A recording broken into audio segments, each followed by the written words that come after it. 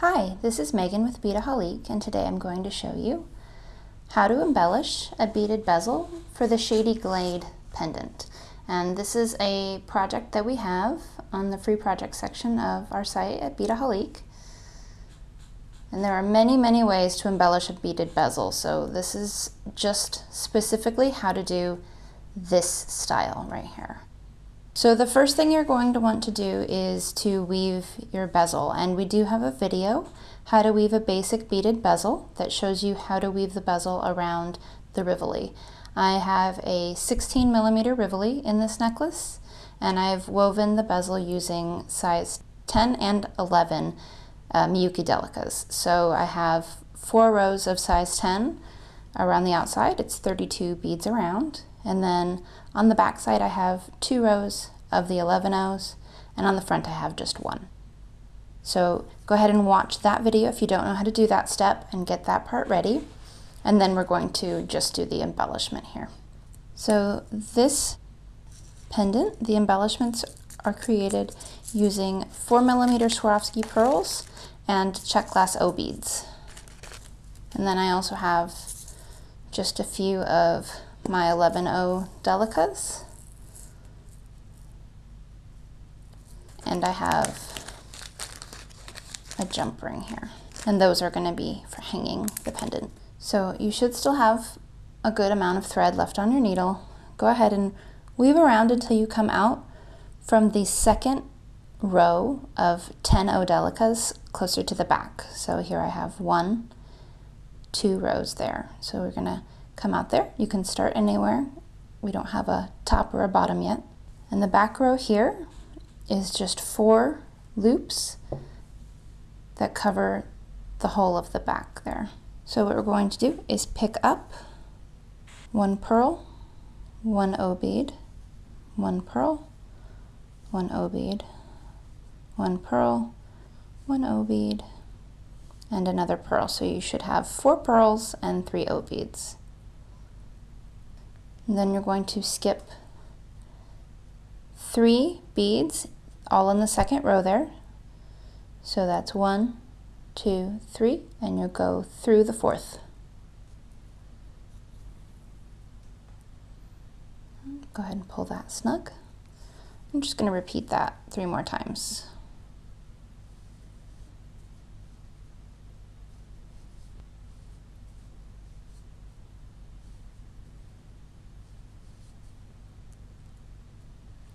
Four pearls, 3 O beads. Skip 1, 2, 3. Go through the 4th bead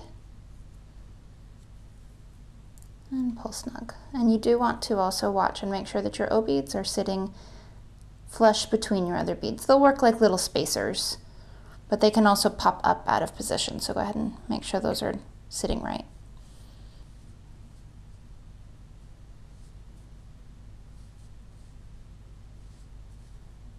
There's another group. 1, 2, 3. Go through the next bead. And 1 more.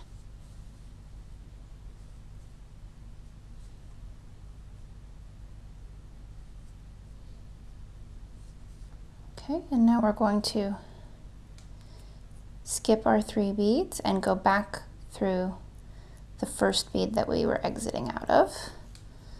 So when you pull that tight, you'll see you have your little quatrefoil kind of design, and it covers the whole background row there. Now we're going to work up and work. You're just going to go into the next row. We're going to be building the top layer on the second row from the front. So these 2 layers are right next to each other. In the top row you have a little bit smaller spaces, like loops, and then you're going to have some space between them to just kind of make it more varied. So if we want to go ahead and call that row the top, what we're going to do is we're going to find the center of the top, and you want to come out of the next bead over to the right. So I'm just going to weave through until I'm where I need to be. And don't forget, when you're weaving through peyote stitch, you always want to zigzag back and forth to follow the path of the beads that already has thread. You don't want to make a new path when you can avoid it.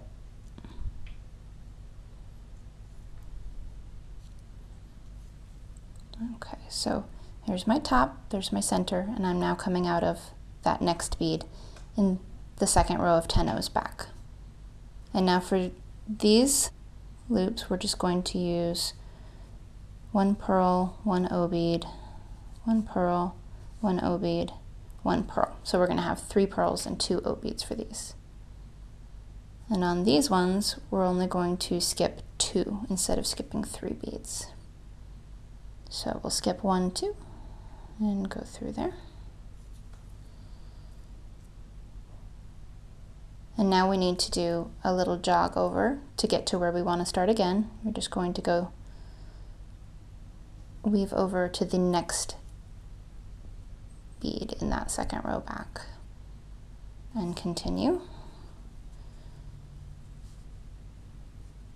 with 3 pearls and 2 O beads, and skip 1, 2,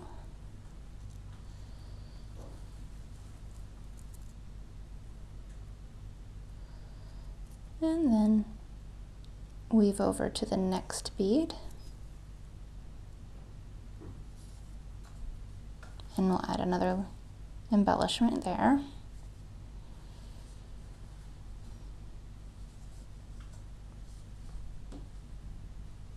Skip 1, 2, go through the third,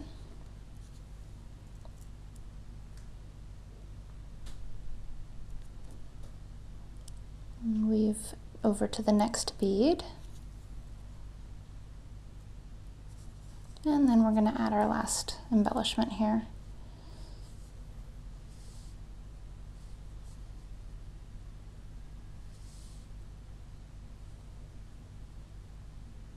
So you'll skip 1, 2, and go through that next bead. All right, and that is it for this embellishment here. So now I'm just going to weave back around to add the little hanger there.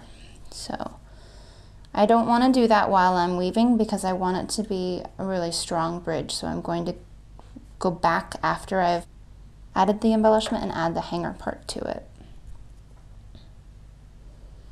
So I'm going to go ahead and go back to the back here so that I can see better to weave through. And any one of these can be the top, so I'm just going to go to the one that's next and most convenient. You're going to weave through. It can be a little bit tricky. You're going to come out of the same bead that your loop is coming out of, your bead loop, and then angle back around to go up through those beads. You'll go up through 1 purl, 1 O bead, and 1 purl. Now you're going to pick up 2 11-O seed beads, and you're going to take a jump ring, and this is not a closed jump ring, so you want to make sure that you have your closed jump or your open jump ring all the way closed so that the thread doesn't just pull right through it. I'm going to go through this a couple of times, so it should be fine on the open jump ring, and I do want to be able to get it onto my necklace. So pick up 2 more seed beads, so you have a total of 4 seed beads and a jump ring. And then you're going to skip the O bead and go back down through the purl, O bead, and purl.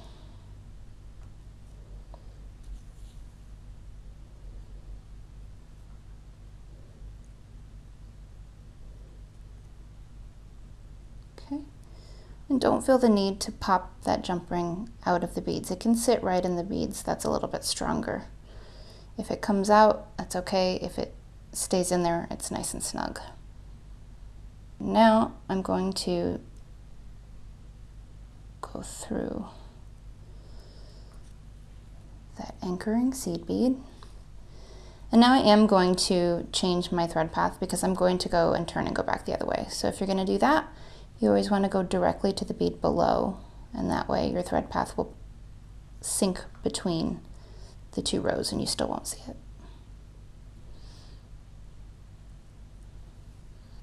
All I'm going to do is weave back over and go through that whole thing again to make sure that it's nice and strong.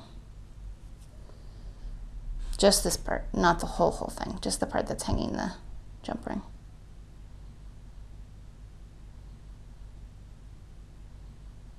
And again, when we get to the end, you're going to want to be coming out of the bead directly below the bead you want to turn around and go back through so that you can do your turn again.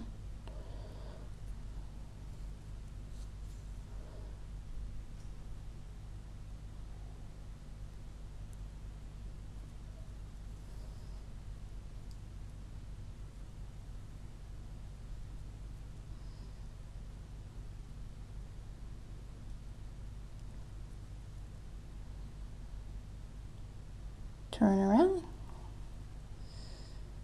go up through that bead, and then we're just going to go right back through again.